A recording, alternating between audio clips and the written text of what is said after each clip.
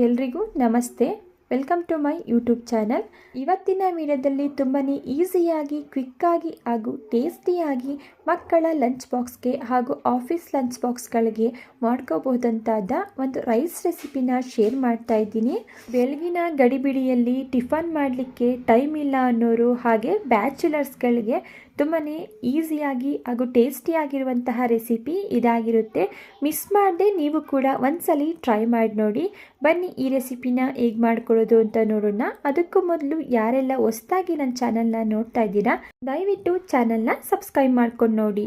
ಈ ರೈಸ್ ರೆಸಿಪಿನ ಮಾಡಲಿಕ್ಕೆ ಮೊದಲು ನಾನಿಲ್ಲಿ ಒಂದು ಬಾಣಲಿನ ಇಟ್ಕೊಂಡಿದ್ದೀನಿ. ಬಾಣಲಿ ಬಿಸಿಯಾಗಿದ ನಂತರ ಇದಕ್ಕೆ 1 ಟೇಬಲ್ ಸ್ಪೂನಷ್ಟು ಎಣ್ಣೆನ ಸೇರಿಸ್ಕೊಳ್ತಾ ಇದ್ದೀನಿ. ಎಣ್ಣೆ ಬಿಸಿಯಾಗಿದ ನಂತರ ಸ್ವಲ್ಪ ಸಾಸಿವೆ, ಸ್ವಲ್ಪ ಜೀರಿಗೆ, 1 ಟೀ ಸ್ಪೂನಷ್ಟು ಕಡಲೆಬೇಳೆ, 1 ಟೇಬಲ್ ಸ್ಪೂನಷ್ಟು ಕಡಲೆಬೀಜ ಹಾಗೂ 7ರಿಂದ 8 ಪೀಸಸ್ನಷ್ಟು ಗೋಡಂಬಿನ ಸೇರಿಸ್ಕೊಂಡು ಮೀಡಿಯಂ ಫ್ಲೇಮಲ್ಲಿ ಗೋಡಂಬಿ ಕಡಲೆಬೀಜ ಕ್ರಿಸ್ಪಿ ಆಗೋವರೆಗೂ ಇದನ್ನು ಫ್ರೈ ಮಾಡ್ಕೊಳ್ತಾ ಇದ್ದೀನಿ. ಆದಷ್ಟು ನೀವು ಲೋ ಟು ಮೀಡಿಯಂ ಫ್ಲೇಮಲ್ಲೇ ಇದನ್ನು ಫ್ರೈ ಮಾಡ್ಕೋಬೇಕಾಗುತ್ತೆ. ಕಡಲೆಬೀಜ ಹಾಗೂ ಗೋಡಂಬಿ ಕ್ರಿಸ್ಪಿಯಾಗಿದ್ದ ನಂತರ ಇದಕ್ಕೆ ಸೀಳಿಟ್ಕೊಂಡಿರುವಂತಹ 2 ಹಸಿಮೆಣಸಿನಕಾಯಿ, ಸ್ವಲ್ಪ ಕರಿಬೇವಿನ ಸೊಪ್ಪು, ಸಣ್ಣದಾಗಿ ಕಟ್ ಮಾಡಿ ಇಟ್ಕೊಂಡಿರುವಂತಹ ಅರ್ಧ ಕಪ್ನಷ್ಟು ಕ್ಯಾಪ್ಸಿಕಮ್ನ ಸೇರಿಸಿ ಇದನ್ನು ಒಮ್ಮೆ ಮಿಕ್ಸ್ ಮಾಡ್ಕೊಳ್ತಾ ಫ್ರೈ ಮಾಡ್ಕೊಳ್ತಾ ಇದ್ದೀನಿ.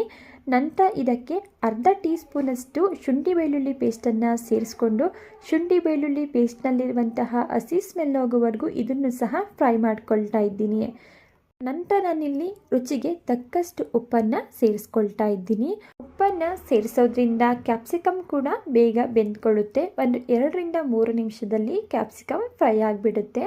ಕ್ಯಾಪ್ಸಿಕಮ್ ಬೆಂದ್ಕೊಳ್ಳೋದಕ್ಕೆ ಜಾಸ್ತಿ ಟೈಮ್ ತಗೊಳ್ಳೋದಿಲ್ಲ. ಈಗ ಕ್ಯಾಪ್ಸಿಕಮ್ ಕಂಪ್ಲೀಟಾಗಿ ಬೆಂದಿದೆ. ನಂತರ ಇದಕ್ಕೆ ನಾನು ರೆಡಿ ಮಾಡಿಟ್ಕೊಂಡಿರುವಂತಹ 200 ಗ್ರಾಮ್ನಷ್ಟು ರೈಸನ್ನು ಸೇರಿಸ್ಕೊಳ್ತಾ ಇದ್ದೀನಿ. ನಾನಿಲ್ಲಿ ಮೊದಲೇ 200 ಗ್ರಾಮ್ನಷ್ಟು ಅಕ್ಕಿನ ಸೇರಿಸಿ ರೈಸನ್ನು ರೆಡಿ ಮಾಡಿಟ್ಕೊಂಡಿದ್ದೆ. ಅದನ್ನು ನಾನಿಲ್ಲಿ ಸೇರಿಸ್ಕೊಳ್ತಾ ಇದ್ದೀನಿ. ರೈಸನ್ನು ಸೇರಿಸ್ಕೊಂಡಿದ ನಂತರ ಒಗ್ಗರಣೆ ಜೊತೆ ನೀಟಾಗಿ ಇದು ಮಿಕ್ಸ್ ಆಗೋ ರೀತಿ ಇದನ್ನು ಮಿಕ್ಸ್ ಮಾಡ್ಕೊಳ್ತಾ ಇದ್ದೀನಿ. ನಂತರ ಇದಕ್ಕೆ ಅರ್ಧ ಟೀ ಸ್ಪೂನಷ್ಟು ಚಿಲ್ಲಿ ಪೌಡರ್ನ ಸೇರಿಸ್ಕೊಳ್ತಾ ಇದ್ದೀನಿ. ನೀವು ನಿಮ್ಮ ಖಾರಕ್ಕೆ ಅನುಗುಣವಾಗಿ ನೋಡಿಕೊಂಡು ಸೇರಿಸ್ಕೊಳ್ಳಿ. ನಂತರ ಇದಕ್ಕೆ ಅರ್ಧ ಟೀ ಸ್ಪೂನಷ್ಟು ಮೆಣಸಿನ ಪುಡಿ ಹಾಗೂ 1 ಟೀ ಸ್ಪೂನಷ್ಟು ಗರಂ ಮಸಾಲನ ಸೇರಿಸ್ಕೊಂಡು ಈ ಡ್ರೈ ಮಸಾಲ ಇಂಗ್ರೀಡಿಯೆಂಟ್ಸ್ ಎಲ್ಲ ಚೆನ್ನಾಗಿ ರೈಸ್ ಜೊತೆ ಹೊಂದ್ಕೊಳ್ಳೋ ರೀತಿ ಮೀಡಿಯಂ ಫ್ಲೇಮಲ್ಲಿ ಇಟ್ಕೊಂಡು 3ರಿಂದ 4 ನಿಮಿಷ ಫ್ರೈ ಮಾಡ್ಕೊಳ್ತಾ ಇದ್ದೀನಿ. ಈಗ ರೈಸನ್ನೆಲ್ಲ ನೀಟಾಗಿ ಮಿಕ್ಸ್ ಮಾಡಿಕೊಂಡು 3ರಿಂದ 4 ನಿಮಿಷ ಫ್ರೈ ಮಾಡ್ಕೊಂಡಿದ್ದೀನಿ. ಕೊನೆಯದಾಗಿ ಇದಕ್ಕೆ ಸಣ್ಣದಾಗಿ ಕಟ್ ಮಾಡಿ ಇಟ್ಕೊಂಡಿರುವಂತಹ ಕೊತ್ತಂಬರಿ ಸೊಪ್ಪನ್ನ ಸೇರಿಸಿ ಮಿಕ್ಸ್ ಮಾಡಿಕೊಂಡು ಗ್ಯಾಸ್ ಸ್ಟವ್ನ ಆಫ್ ಮಾಡ್ಕೊಳ್ತಾ ಇದ್ದೀನಿ. ಟೇಸ್ಟಲ್ಲಿ ಯಾವುದೇ ರೀತಿಯ ಕಾಂಪ್ರಮೈಸ್ ಇರೋದಿಲ್ಲ, ಅಷ್ಟು ಸೂಪರಾಗಿರುತ್ತೆ ಈ ರೈಸ್. ಒಂದು ಸಲ ಮಿಸ್ ಮಾಡದೆ ಟ್ರೈ ಮಾಡಿ ನೋಡಿ.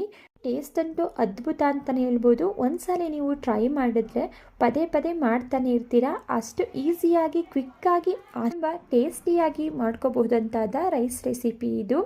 ನೋಡಿ, ರಾತ್ರಿ ಟೈಮಲ್ಲಿ ಏನಾದರೂ ಅನ್ನ ಉಳಿದಿದ್ರೆ ಬೆಳಿಗ್ಗೆ ಎದ್ದು ಈ ರೀತಿ ಒಗ್ಗರಣೆನ ನಾವು ಮಾಡ್ಕೋಬೋದು.